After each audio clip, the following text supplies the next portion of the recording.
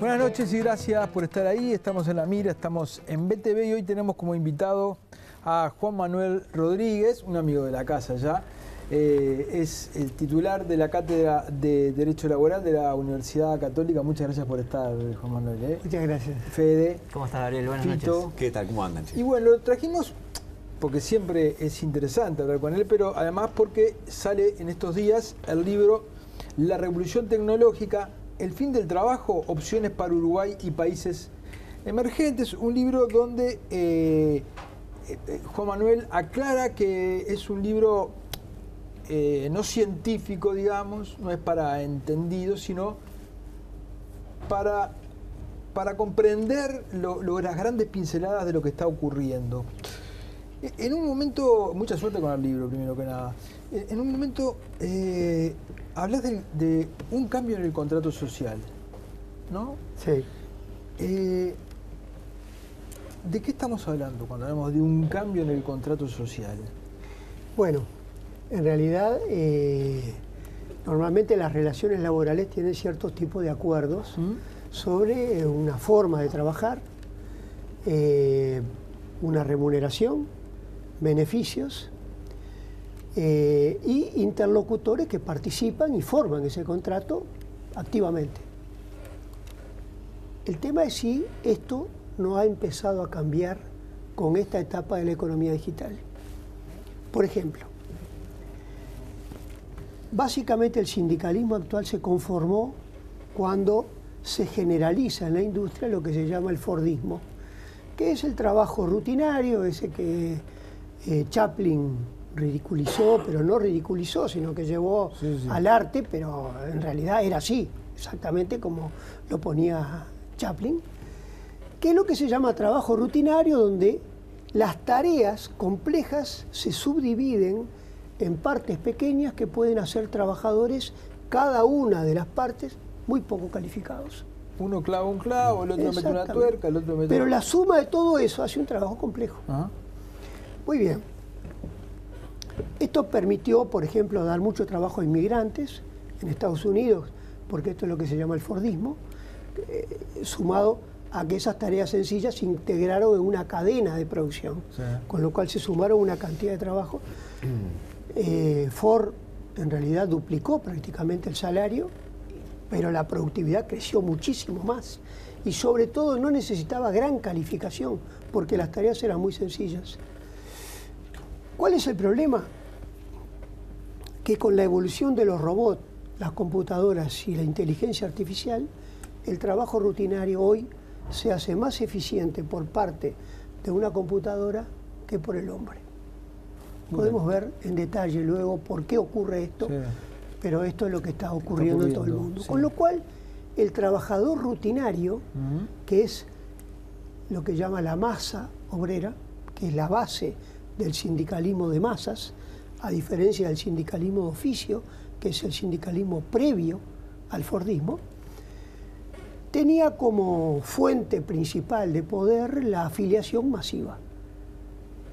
En la medida que ese trabajo cae, la pregunta es si el sindicalismo representa al nuevo trabajador o no. Lo que uno ve en la realidad en los países que están más tecnificados es que la afiliación sindical cae.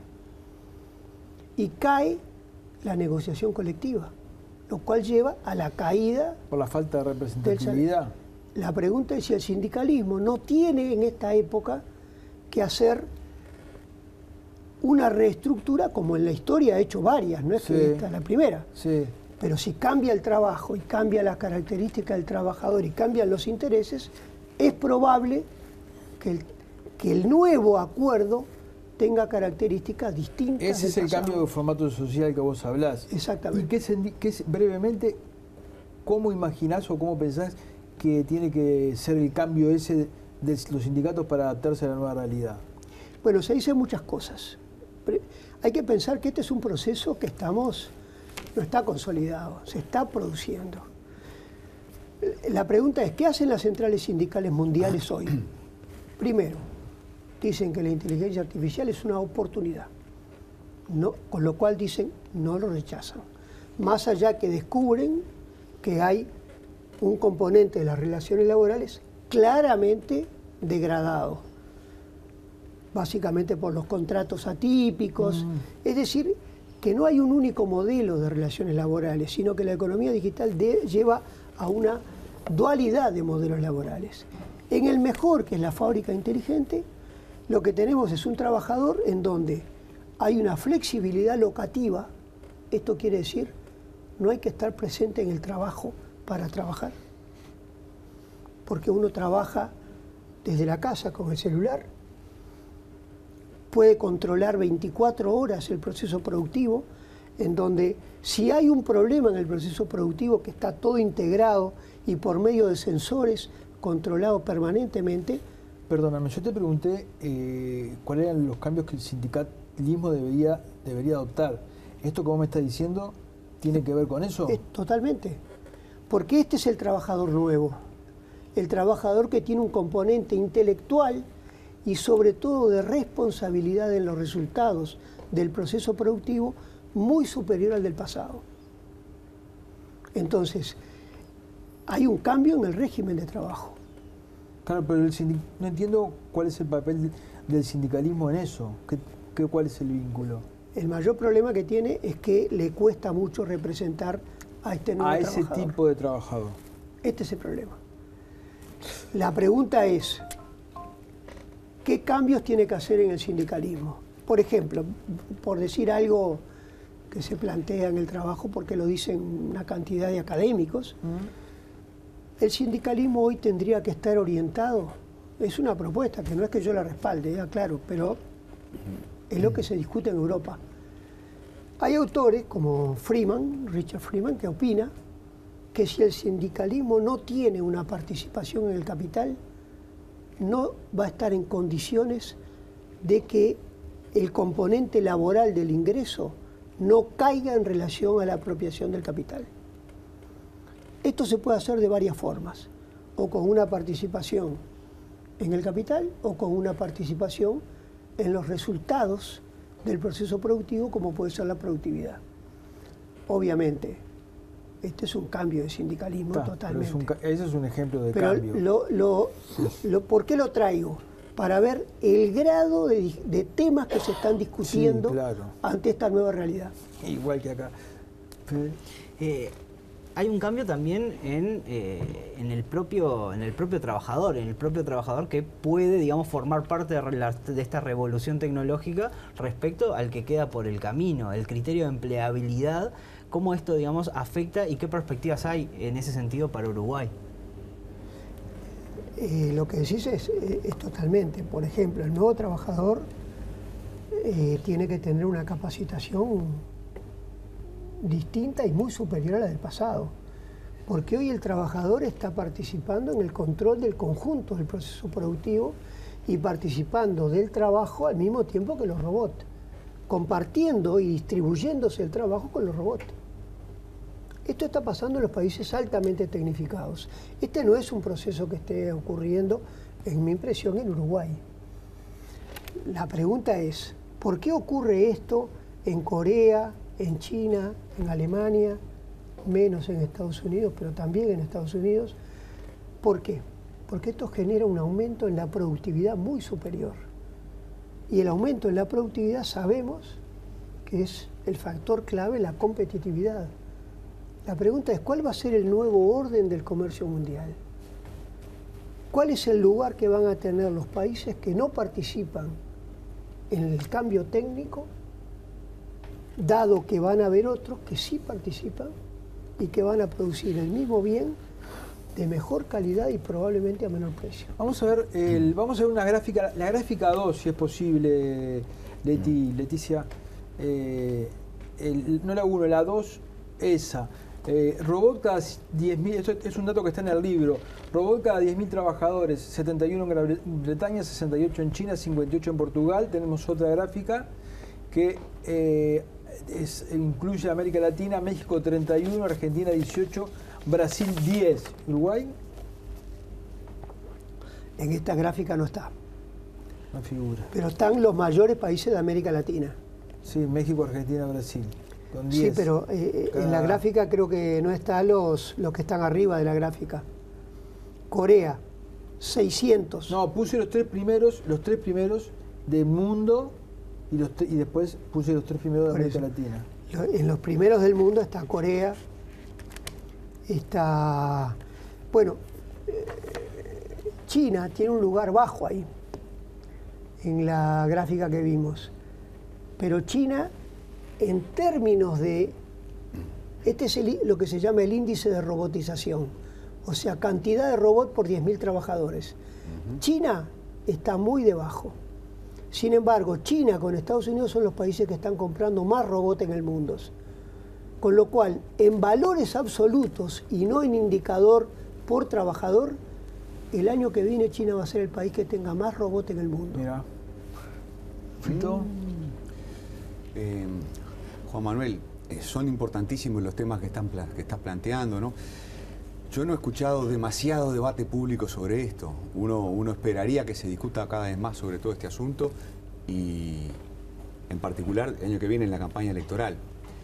Pero, por ejemplo, los más interesados en esta discusión en principio deberían ser empresarios y trabajadores, los directamente involucrados, y con los dos gremios en un sentido amplio vos tenés vinculación. Entonces, primera pregunta, ¿cuánta preocupación vos pensás que hay a nivel de los trabajadores organizados y a nivel de los empresarios por todo este mundo de la robotización que se viene, ¿no? ¿Cuánta preocupación te parece que hay? Y segundo, vos hablaste de, por ejemplo, trabajadores participando del capital. Yo hace un tiempo atrás, el año pasado, participé en una reunión en la Intendencia, allí en el hall de la Intendencia, donde estaba Fernando Pereira, una cosa vinculada con el futuro, con el mundo del futuro, y era el futuro del trabajo. Y Fernando Pereira hablaba de que reivindicaba que los trabajadores estén en la dirección de las empresas. Y esa sería como mi segunda pregunta. ¿Debería pasar eso? Una forma de participar en el capital es que los trabajadores organizados participen en la dirección de las empresas. Los trabajadores organizados en Uruguay lo están planteando, los empresarios lo aceptarían. Bueno, arrancá por donde quieras. Bueno, Fernando Pereira es uno de los que va a participar en la presentación del libro. Ahí va. La pregunta es, lo invité porque es de los pocos del secretariado del PIT-CNT que habla de estos temas. Claro. Y que habla de un tema que es importante, y es que la defensa del puesto de trabajo, es una lucha perdida. Claro. En cambio, los trabajadores deben, y los sindicatos deben pelear por el trabajo, no por el puesto. Porque el puesto va a variar, como históricamente ha variado cada vez que cambió la tecnología y la organización del trabajo. Entonces, hay trabajadores que son conscientes de que este es un problema, porque el cambio técnico a la larga se termina imponiendo, la historia muestra que se termina imponiendo. Se termina imponiendo porque el que no acompaña queda retrasado y paga el precio a través de la competitividad. Por eso mismo es que es un tema inevitablemente tratar. Deberían tomarlo también los empresarios, porque los empresarios están tan amenazados como los trabajadores. Los trabajadores... Antes de pasar a los empresarios, vos decís, Fernando Pereira es de los pocos. ¿Qué pasa con el resto del movimiento sindical y este tema, el futuro del trabajo? ¿No se discute? ¿Cuál es el asunto? Yo veo hechos objetivos. Sí. En el libro al final no quedó por un problema. ¿Qué pasó en Uruguay, no?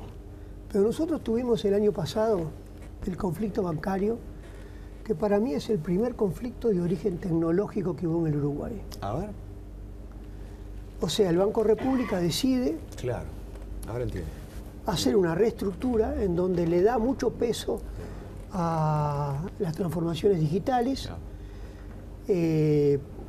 resta peso la participación de algunas...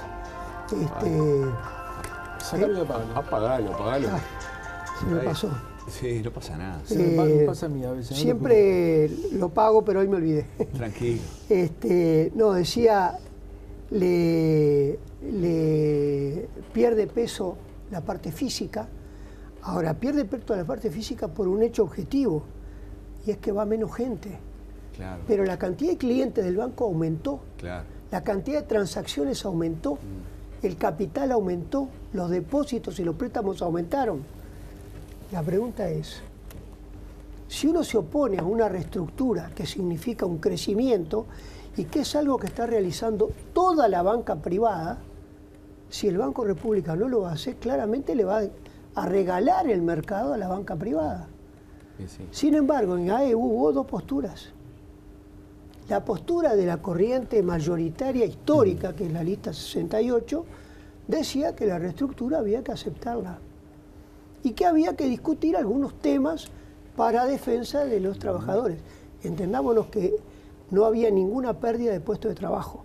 Más bien, en ese periodo el Banco República hizo un llamado para atraer nuevos puestos de trabajo, cosa que ya había pasado cuando se crearon los cajeros en Estados Unidos y se pensó que los trabajadores bancarios iban a desaparecer. Ahí aumentaron. Tenés un ejemplo digamos, de las diversas posiciones que puede haber dentro del mismo sindicato. A eso voy.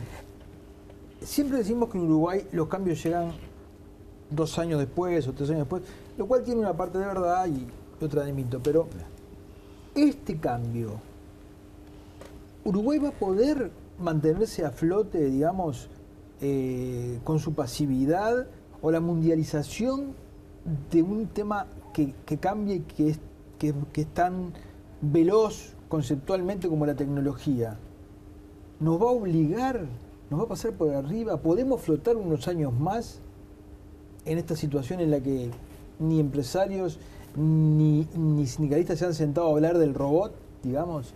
¿Podemos salvarnos unos años? Lo que ocurre es que uno no puede caer en algo que la historia no muestra que sea así. Y es que hay un determinismo exacto en la forma y en los tiempos de implementación de los cambios. Entonces, ¿qué está ocurriendo con el mundo, por ejemplo?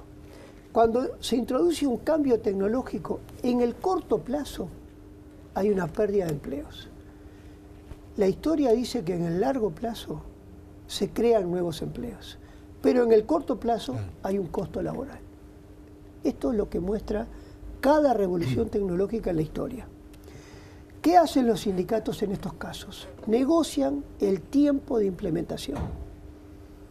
Entonces, en ese tiempo, que obviamente implica un costo para los empresarios, los trabajadores tienen posibilidades de recapacitar trabajadores, de los que no tienen lugar, capacitarlos para trabajar en otra cosa, es decir, aplicar todas las políticas compensatorias, que así se denominan, para que los costos sean menores o sean dilatados. Esto es lo que indica, es decir, el sindicalismo tiene dos posturas. Una postura que es oponerse y otra que es negociar la forma de implementación. Entendámonos, esto ya pasó en el Uruguay. Cuando en el transporte urbano se quiso poner las maquinitas, en todo el mundo las maquinitas funcionan sin guarda. Aquí se implementaron de una forma en donde hay unos guardas y otros no guardas. ¿Es ideológico o es neuronal, por decirlo de alguna manera? Es de que no la ven.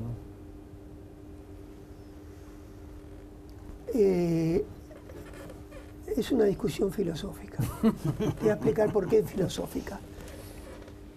¿Tiene el sindicalismo condiciones de hacer una plataforma de largo plazo? ¿O cuando va a la asamblea, el trabajador lo que quiere saber es si va a seguir trabajando mañana, no la década siguiente? Capaz que es estomacal, ¿no? No es un problema material. Quedarse sin laburo es un problema material, ¿no? Te aclaro que esto dentro del pensamiento marxista no tiene una única opinión. Por eso hay quien opina que el sindicalismo es un factor que puede llevar a cambios importantes y hay otro que dice que es un apoyo, pero el cambio importante supone una estrategia de transformación de largo plazo que el sindicalismo no tiene condiciones de dar. Esto es una polémica que existe dentro del pensamiento de izquierda en el mundo, no de ahora, ¿eh? Fede quiere hacer una pregunta, pero primero vamos a hacer una tanda y cuando volvamos, pregunta.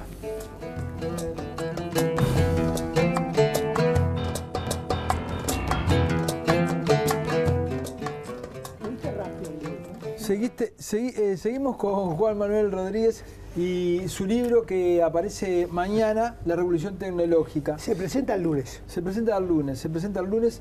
Es un libro fácil de leer, no es para expertos, digamos. Conceptos que además Juan Manuel ha venido repitiendo en las últimas entrevistas, por lo menos que yo le he hecho, están reflejados acá y vale la pena porque esto parece que habla del futuro, pero está hablando del ahora, está hablando del ya. Fede. ¿Qué pasa con la cuestión de la representatividad de los sindicatos? Porque a medida que aumenta el número de trabajadores que se enmarcan en este esquema tecnológico, empiezan a ver que el sindicato, que viene, digamos, de una lógica distinta, viene también elegido por trabajadores que tienen otros intereses, como vos remarcabas antes, ¿qué tan representativo es de esa realidad y cómo eso en definitiva se vuelca a lo que son las últimas encuestas que muestran que la representatividad que tienen los sindicatos en el Uruguay de hoy ha caído respecto a lo que era lo que muestran por lo menos las cifras históricas? Sí, en realidad el problema es mucho más grave que en Uruguay, es lo que pasa en los países tecnificados. Ahí sí claramente la tasa de sindicalización ha caído muy fuerte, igual que cayó muy fuerte la negociación colectiva. En Uruguay, como ha habido un proceso de aumento de derechos y un aumento de todas las condiciones de trabajo del trabajador, yo creo que el sindicalismo en la última década ha aumentado y la tasa de sindicalización también ha crecido. La pregunta es, cuando empiece el proceso de tecnificación en Uruguay, si esto se va a mantener. Porque la tendencia es que el país, no porque la tecnificación vaya contra el sindicalismo, pero en la medida que cambia la característica del trabajo, si el sindicalismo no se adapta a representar al nuevo trabajador, no lo va a... Ahora, el trabajador no se va a sentir representado. En ese punto, la regulación actual que entiende a los sindicatos como la voz de los trabajadores y del interés de los trabajadores en su conjunto, ¿no debería revisarse para un nuevo esquema en el cual el sindicato sea una de las voces, digamos, que integran esa discusión? Es una posibilidad. Lo que yo digo es que las centrales sindicales mundiales, en donde participa también el PIT-CNT, ¿no? Están discutiendo este tema. Y están discutiendo efectivamente cómo hacer para retomar la representatividad que tienen, porque hasta ahora no ha surgido paralelamente una organización alternativa. En algunos países ya existe un hecho, y es que en cada fábrica hay varios sindicatos, no hay uno, sino que hay por lo menos 2 o 3. Y bueno, probablemente unos tengan cambio más rápido que otros y probablemente unos se adapten más que otros. Ahora, estamos hablando de un nuevo sindicalismo, con lo cual la tarea que tiene el sindicato es descubrir y redefinir cuál es su estructura y cuál es su forma de acción para poder seguir representando a los trabajadores. Porque aquí hay un problema, y es que los empresarios no están interesados en que desaparezca el sindicalismo. ¿Por qué razón? Porque dejan de tener un interlocutor. Y en muchos lugares la participación activa de los trabajadores en forma conjunta es un capital, no es una pérdida. Ahora, tienen que hablar con alguien que represente el conjunto. Si no lo logra representar el conjunto, y bueno, quizás se dé lugar a algo que no sabemos qué características tiene, porque bueno, entendamos que estos son procesos muy recientes, con lo cual no sabemos a dónde va a llegar. Juan Manuel, ¿sabes qué? A mí me gustan las gráficas, los cuadros y eso, y hay un cuadro que no lo encuentro ahora, pero recuerdo que lo vinculabas a la CEPAL y que hablabas de las habilidades blandas, ¿no? Sí, más bien lo vinculaba está en el capítulo 2. No, ¿Qué página es? Para que... en las políticas activas de empleo, acá, una de las principales... Acá, página 139. Ahí va. Las habilidades, y lo diferenciás, ¿no? Por habilidades cognitivas, habilidades de contenido, habilidades sociales, de administración de recursos, físicas, de proceso, de sistema y habilidades técnicas. No, lo muestro, pero no se va a leer. ¿Cuál es? Está bravísimo, ¿no? Lo acabo de apagar. El tema del libro es que te lo están pidiendo de todos lados. Si vos tuvieras que aconsejar, ¿no?, a un sindicato o a personas, digamos, ¿no?, ¿cuáles son las habilidades que se van a requerir para no perder el trabajo, porque vos ya comentaste acá una vez que viniste de que toda aquella cosa rutinaria va a desaparecer, pero es así tan sencillo? O sea, todo lo que es creativo va porque no todo el mundo es creativo, o sea, no podemos aspirar a que todo el mundo sea creativo, digamos, ¿no? O sea, veamos, esto es tan cambiante que ya hay museos de Nueva York que tienen obras que hicieron computadoras y exponen obras hechas por computadora, para que veas que aún lo creativo, aún el arte...